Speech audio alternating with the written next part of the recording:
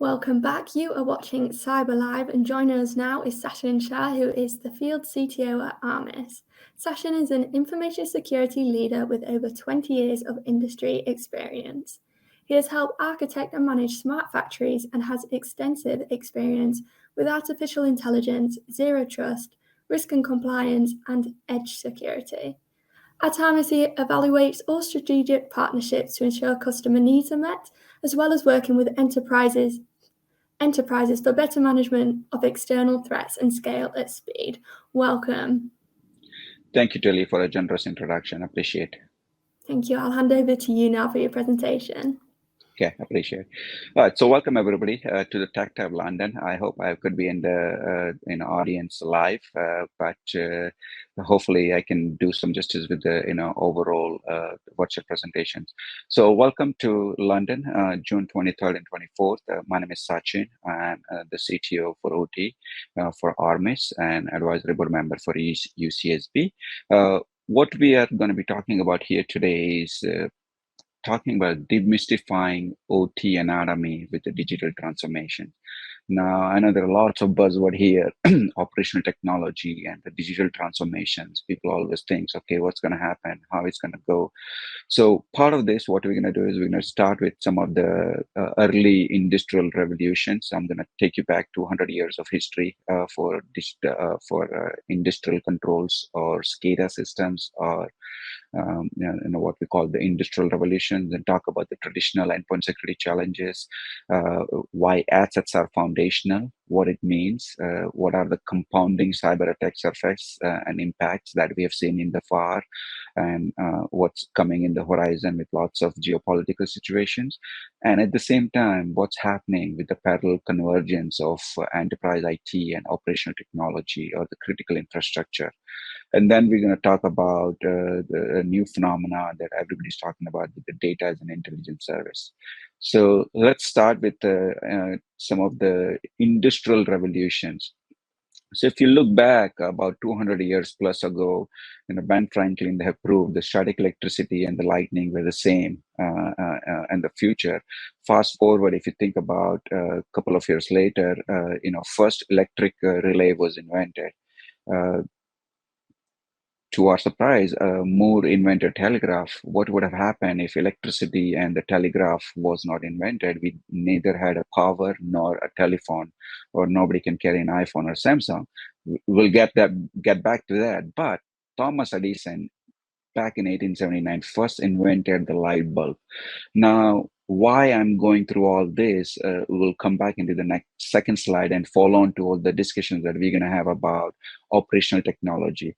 So if you move forward, if you look at the trajectory of the innovations that is happening even during those time frame where computer were not even invented, and there was a light, there was a power, there was a telephone, there was a power stations.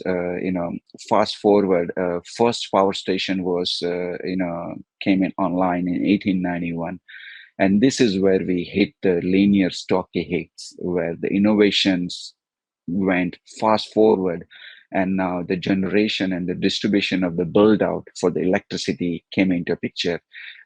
Back in the days, if you recall, without the power or without the electricity, we used to carry a kerosene lantern to light up our individual houses and whatnot.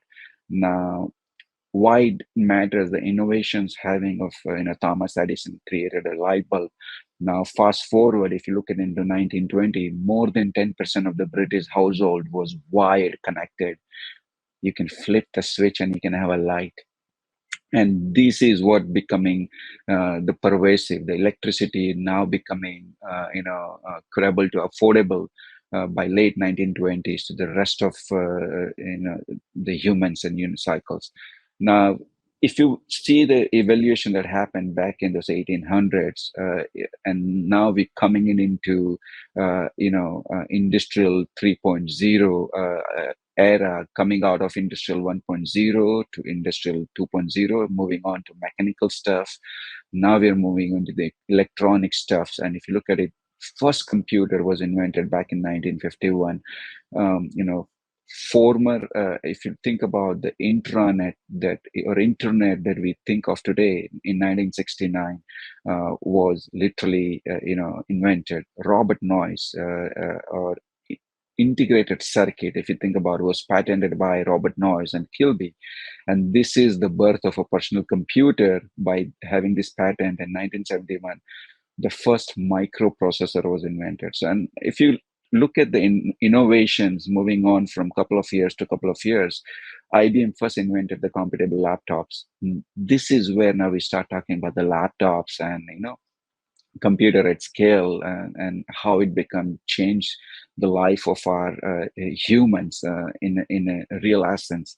In 1991, the actual first World Wide Web. Think about what would have happened if we didn't have uh, www or internet. And then amazing thing happened in 1997. Google was registered, and they started providing all the information at your fingertip. Obviously, if that wasn't enough, Intel has put Wi-Fi chips on a laptop. Who would have thought that now I don't have to carry my Ethernet card or Ethernet port and connect into a dongle and go into the internet. Now I can carry a Wi-Fi laptop. Think about what would have happened with the Starbucks today if there was no Wi-Fi. You get my point. And this is where, if you look about, if the internet were a movie, we will still be in an opening credits. And fast forwards, Facebook was launched, iPhone launched, iPad was launched, and this is where I stop at 2012, because this is an event has literally shook the world across everywhere. After 2011, if you think about World Trade Center, and when in 2022, when the World Trade Center was rebuilt, with reconstructed, it was a phenomenon with incorporated what we talk about embedded intelligence in many of their features of physical buildings and building management systems. And this is where we can literally start talking about, right now the buzzword, we call it IoT. Back then we used to call it embedded technologies. So as you can see, from 1700 to closer to almost 2012, the scale of transformation has approached the light speed. Now, why all these things are important in the era of what we're talking about with operational technology? Now, let me go back to see, when I say operational technology, these are the very technology is relied upon industrial control systems, anything with the industrial productions. And this is where you have seen this industrial transformations slide, coming out of our Stone Age era with 1.0, moving on to 2.0, from mechanical into the automation into 3.0, and now all the connected technologies. So this is why the history matters. Now, fast forward, bringing you back to a reality.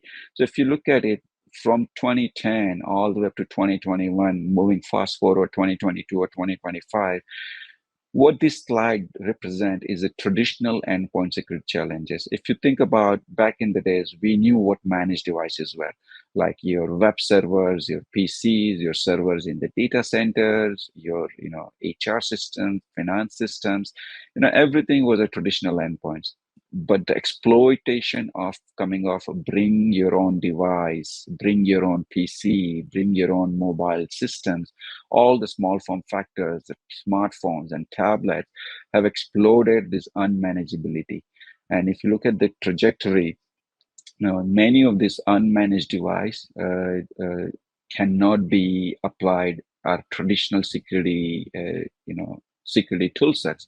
And right now, up to 90% of the device will be unmanageable. And now, if you look at the trajectory from green to yellow to red, from manufacturing to the medical devices to point of sale, printers is becoming smart, switches are becoming smart, voice over IP has all the internet protocols. Think about the security cameras that you see day in, day out, now running Wi-Fi and wireless cameras, all the access points becoming wired, Bluetooth, smart TVs, and smart HVAC systems. Who would have thought that we're going to have a smart heating, ventilation, and air conditioning system? So if you think about all these systems, which is unimaginable, these are not our traditional endpoints where you can run an EDR solutions, where you can protect these systems and the Wi-Fi and the Bluetooth and the Zigbee and whatnot.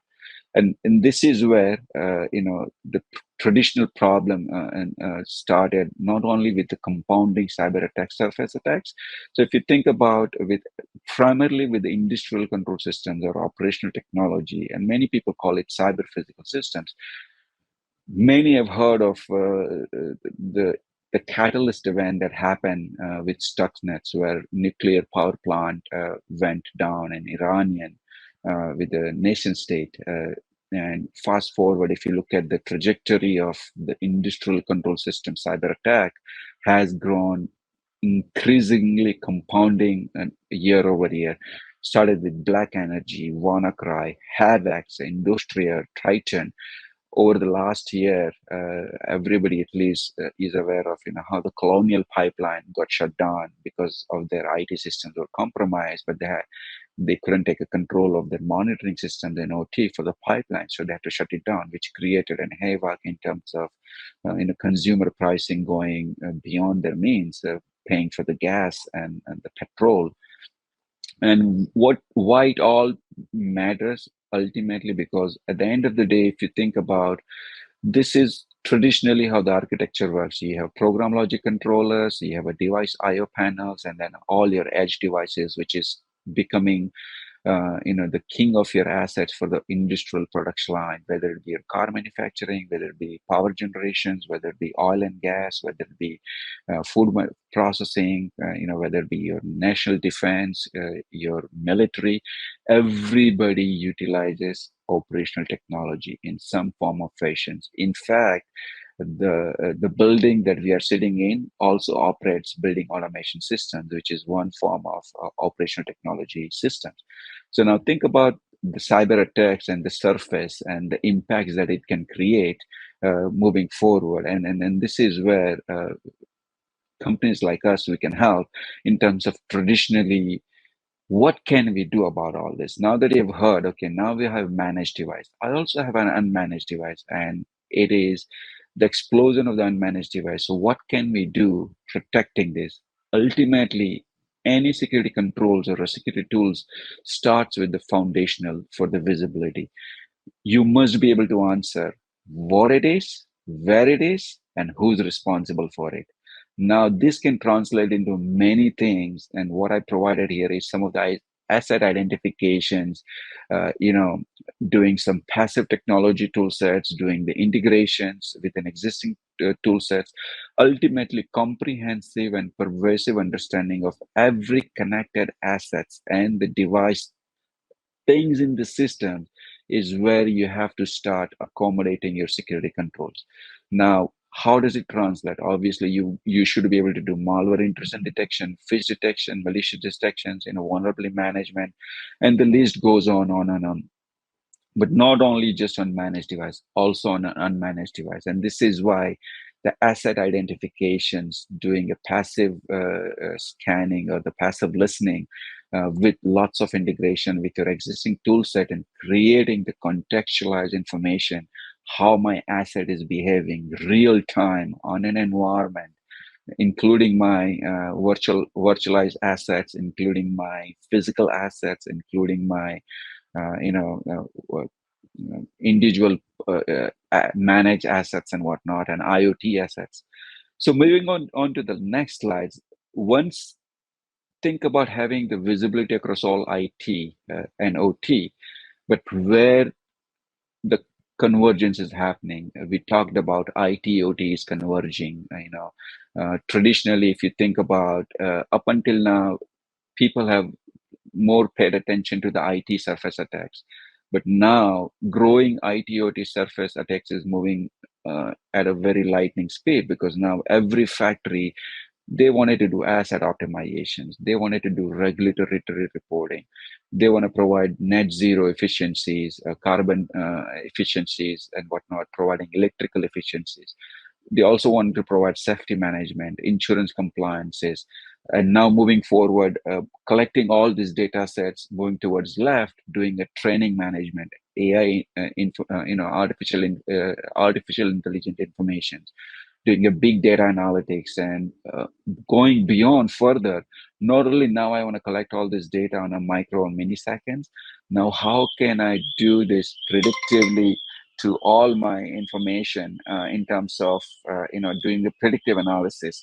So by doing all these things, as you can see, the now attack surface is expanding not only from your traditional IT, moving on into the hospitals. If you have a medical IoT, if you have robotic arm in your factories and whatnot, and this is where the convergence is now going to be quadruple in terms of how we need to protect these particular systems. Moving on to the next slides. So what happens in the industrial architectures structure? And these are some of the microservices architecture that one needs to enable to protect the overarching, critical infrastructure protections. And this is what I talk about, the cyber industrial intelligence platforms. Now, yes, we are. If you think about the flow of the slides, we were back into the 200 years ago. We came back to the attack surface, to the traditional endpoint security, into the current environment, and now where the future is going. So it's all about history. It's all about current, and it's all about futures. Now, how do we provide this?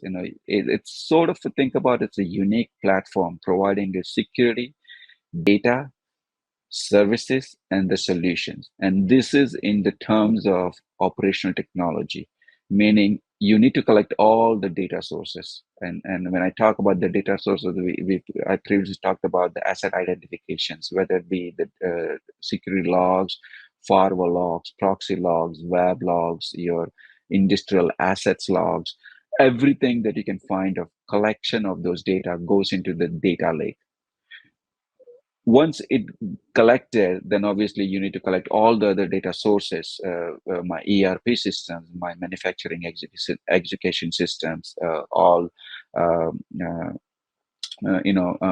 chiller plant information. So everything that you can that goes into the security message bus, that goes into collection of all the logs management, creating all the services by providing the search capability, by providing the reporting capability, visualizations, dashboards, and machine learning toolkits, and then providing the solution catered to each and individual group sets, whether it be a manufacturing plant on a shop floor, whether it be a SOC operational call centers, whether it be your asset management team, whether it be your EDR management team, so and so on and so on. And then this is where now you can start accumulating some of the service intelligence, third-party API. So by creating the entire platforms, it all starts with the data, and data is generated from all the systems operated on the factory floor, on the IT tool sets, and combination of those, creating the entire manufacturing industrial intelligence platforms. And by doing so, it becomes the very overarchingly, we go into the next future wave of technology. Can I predict how my machine is operating, or a chiller plant? Can I predict if can I do the vibration monitoring, or is my asset is optimized? Is my hospital has $1 million device that is operating at the right level? So these are many of the use cases going to come to light by creating these intelligence platforms. Moving on to the next slides. What it means when we talk about data as an intelligence service. Now we have the platform, but we have to understand at the end of the day, it's all about providing the cybersecurity to all these nomenclatures, unmanaged and managed devices. So it all started with identifying. We talked about this identifications at length. Now, identification into the operational technology, you have to understand none of your traditional IT tool sets may be valid.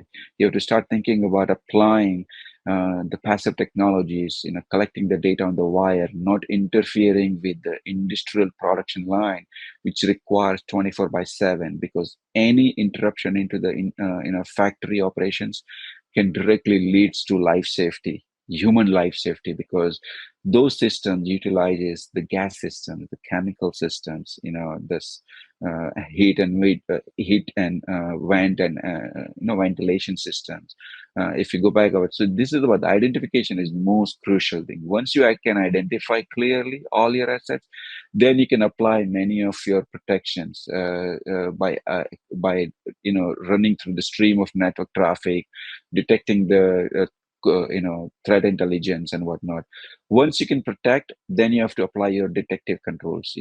Many of the things comes in the form of IT. Many of the comes for an OT environment. You have to enable segmentation. They have to enable intrusion preventions or intrusion detections. Then obviously you can go and respond and recover. Whereas if you look over the entire cycles of the data sets, it's all start with identification, and this is why this is a data as an intelligence service. In fact, the way I say this, data is a new oil. It's going to create tremendous value to an organization if they do it right. But it all starts with identification, because if you cannot identify, you will not be able to protect, and obviously you will not be able to detect, and so on, respond and recover. I think that leads to end of my slides. We can start having some question answers. I appreciate you listening in. Hopefully it makes sense to go through the overarching history, the current, attack surface, and where the industry is moving on into the future. Thank you so much. Brilliant. Thank you for that presentation. It was really interesting. So before we end the session, we will do a couple of questions from the audience.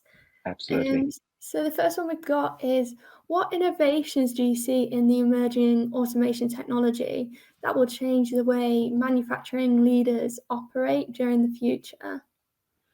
Actually, like we mentioned, the attack surface is compounding, but the innovations going tenfold.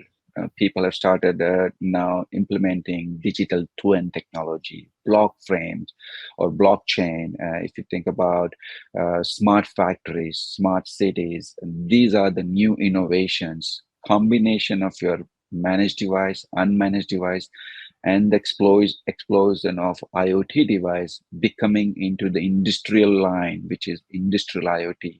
So we're gonna be seeing lot more connected devices with existing of your legacy, program logic controls and the IO panel. So it's gonna be explosion on the both sides.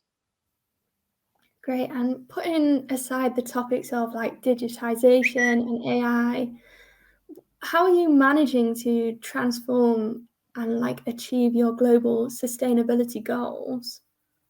So it all started with the innovations.